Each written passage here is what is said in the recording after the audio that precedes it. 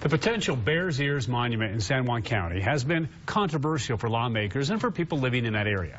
Today we spoke to a teacher and longtime resident of San Juan County to get his take on the proposed monument. If something comes, is it bringing together all of us, meaning all of San Juan County, or is it trying to divide us?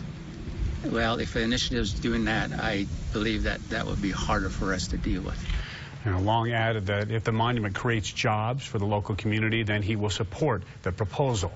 But many lawmakers are actually against it, including Utah's U.S. delegation. Senator Mike Lee held a field hearing for the Senate Energy and National Resources Committee this afternoon.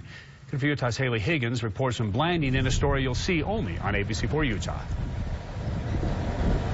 Good evening, John. The meeting just wrapped up here. It was only supposed to last 2 hours, but it went an extra hour. There were nearly 900 people here at San Juan High School. Many of them were distributing these flyers and pamphlets out to express their displeasure for a possible monument designation at Bears Ears. Now, it was standing only as most attendees expressed their outrage for the possible designation. Some came as early as 10 a.m. to voice their concerns and to get a good seat. Senator Mike Lee wanted this discussion when he set up this meeting in rural Utah. There's a lot that's still up in the air in terms of the rules that would govern any national monument that might be designated. And so it's understandable that they've got concerns and they want those heard. I spoke with a lot of folks here who say this area needs to be handled locally because both of its historical and spiritual significance.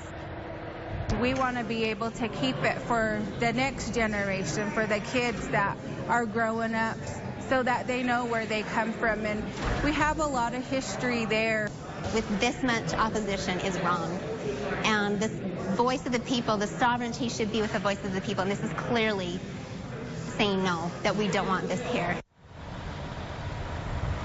President Obama can make this designation because of the Antiquities Act. He's expected to make a decision before he leaves office. And in the meantime, members of Congress are working to prevent it.